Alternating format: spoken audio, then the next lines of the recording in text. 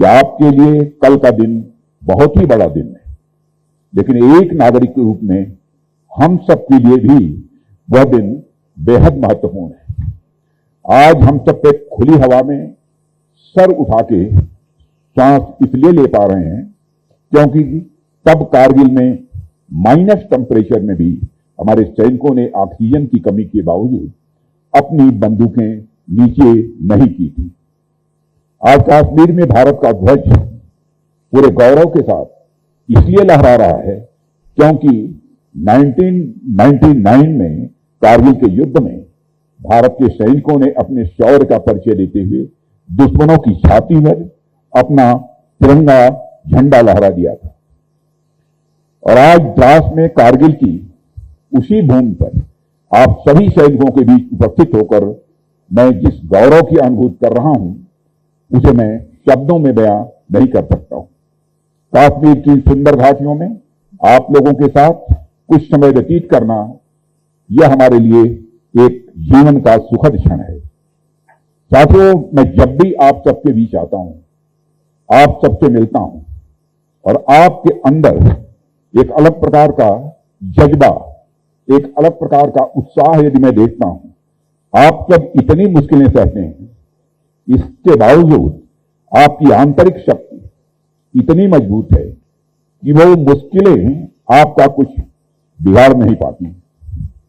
यही आंतरिक शक्ति आपको हर परिस्थिति में आगे बढ़ने की प्रेरणा भी देती है।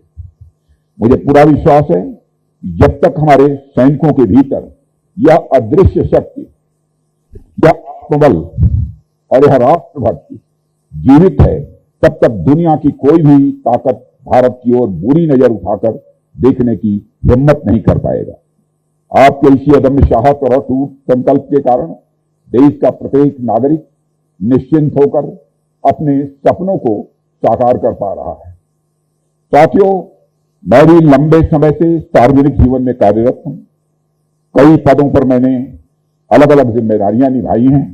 हमेशा सुरक्षा बलों के साथ मेरा एक स्वाभाविक लगाव रहा है, चाहे वो उत्तर प्रदेश के मुख्यमंत्री के रूप में हो या फिर केंद्र सरकार के गृह मंत्री के रूप में हो। लेकिन एक रक्षा मंत्री के रूप में अपने सुरक्षा बलों को, अपनी सेनाओं को और अपने जवानों को नजदीक से जानने का जो मुझे अवसर मिला, उससे मुझे बहुत सारी चीजें स्वयं को सीखने को मिली हैं। साथियों, एक रक्षा मंत्री के रूप में आए दिन मुझे अपनी सेनाओं से संबंधित अलग अलग कार्यक्रमों में भी जाना होता है।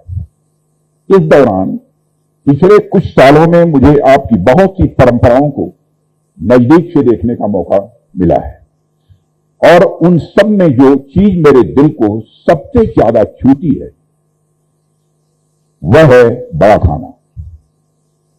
ऐसा इसलिए है क्योंकि यही एकमात्र ऐसा स्थान है जहां अधिकारी और जवान दोनों एक साथ समानता के साथ बैठकर भोजन करते हैं। दोनों को एक ही प्रकार का भोजन परोसा जाता है और यह एक कोई छोटी बात नहीं है, यह अपने आप में टीम वर्क का सर्वश्रेष्ठ उदाहरण है।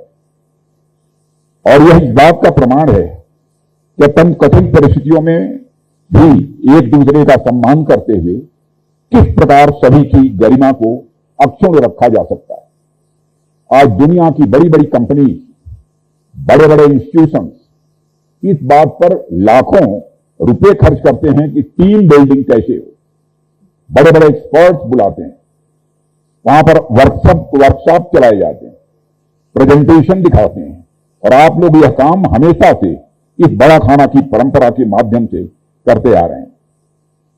साथियों, जब मैं आपके बीच कारगिल में समुद्र तल से इतनी ऊंचाई पर मौजूद हूं तो मुझे एक बात बहुत ही गहराई से महसूस हो रही है और आप सबके बीच यह ऊंचाई मैं मानता हूं केवल भौगोलिक नहीं लग रही है, बल्कि यह ऊंचाई केवल पहाड़ों और बर्फ से ढकी चोटियों की ऊंचाई नहीं लग रही है, बल्कि यह ऊंचाई आपके भीतर के आत्मविश्वास की है, मानवता की है और देश के लिए कुछ कर गुजरने की अदम्य भावना की है। साथियों, आपने गौर किया होगा जब हम किसी हवाई जहाज में बैठते हैं और धीरे धीरे ऊपर उठते हैं तो जमीन पर बनी हर सीमा धुंधली होने लगती है। पहले हमारे गांव की सरहद, फिर मोहल्ले की, फिर कस्बे की, फिर जिले की और फिर प्रदेश तक की सीमाएं एक एक करके मिटती चली जाती है। एक ऊंचाई ऐसी आती है जहां से पूरा देश एक मालूम होता है। ठीक यही बात मानव के जीवन पर भी लागू होती है। जैसे जैसे इंसान का मन ऊंचा उठता जाता है, यानी मन बड़ा होता जाता है, वैसे वैसे जात, धर्म, क्षेत्र, भाषा, इन सब की बनावटी दीवारें स्वाभाविक रूप से ढहने लगती है और आप सभी उसी ऊंचाई के जीते जागते उदाहरण हैं। यह जो सीमाओं से परे उठने की क्षमता है, यही आपकी असली ताकत है और यही ताकत कारगिल जैसी लड़ाइयों में हमें विजय भी दिलाती है।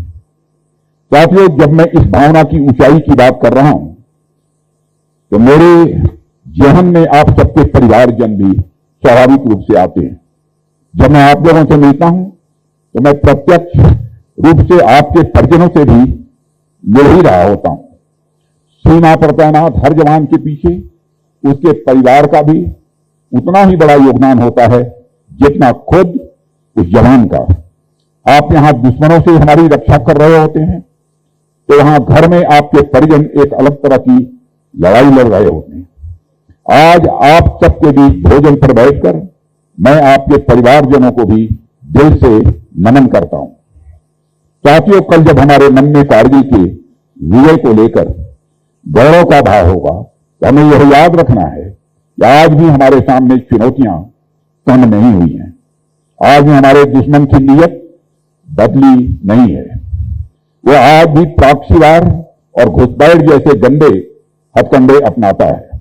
मुझे पूरा विश्वास है कि हमारी सेना ऐसी किसी भी चुनौती के लिए पूरी तरह से तैयार है और हमारे प्रधानमंत्री के नेतृत्व में हमारी सरकार ने भी इस बात का पर्याप्त ध्यान दिया है कि हमारे सैनिकों का मनोबल कभी भी कम नहीं होना चाहिए।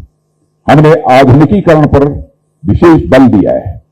आपको संसार के सर्वश्रेष्ठ अस्त्र शस्त्र, सर्वश्रेष्ठ उपकरण और सर्वश्रेष्ठ प्रशिक्षण मिले, यही हम लोगों की कोशिश है और मुझे यह देखकर अत्यंत प्रसन्नता होती है कि आप लोग भी हर नई टेक्नोलॉजी, नवीन तकनीक को अपनाकर सदैव एक कदम आगे रहते हैं। साथियों, आप सबके साहस की चर्चा हमारे भारत के अंदर तो होती है, लेकिन जब मैं भारत के बाहर जाता हूं तो भी मुझे कई लोगों से सुनने का अवसर मिलता है कि भारतीय सैनिक बहुत ही साहसी होते हैं और आपके बीच आकर आप सभी वीर जवानों का जो साहस और जोश मैं महसूस करता हूं, मैं कह सकता हूं वह अनपैरेलल है, वह अतुलनीय है। आप सभी को आश्वस्त करता हूं, जिस तरह से आप राष्ट्र की सुरक्षा के लिए तत्पर हैं, उसी तरह से सरकार भी हमारी सेनाओं के कल्याण के लिए भी सदैव तत्पर है। साथियों, यह सदी हमारी सदी है।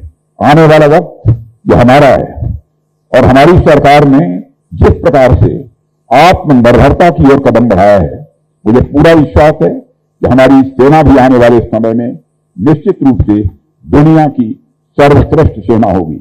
मुझे यह भी विश्वास है कि आप लोगों के सहयोग से हम उस उद्देश्य को भी जल्द से जल्द हासिल कर लेंगे। साथियों, देश को आप पर गर्व है। आपके समर्पण और शौर्य से ही यह राष्ट्र सुरक्षित है और आपकी निष्ठा से ही इसका भविष्य उज्जवल बनेगा। मेरा विश्वास और मेरी शुभकामनाएं सदैव आपके साथ हैं।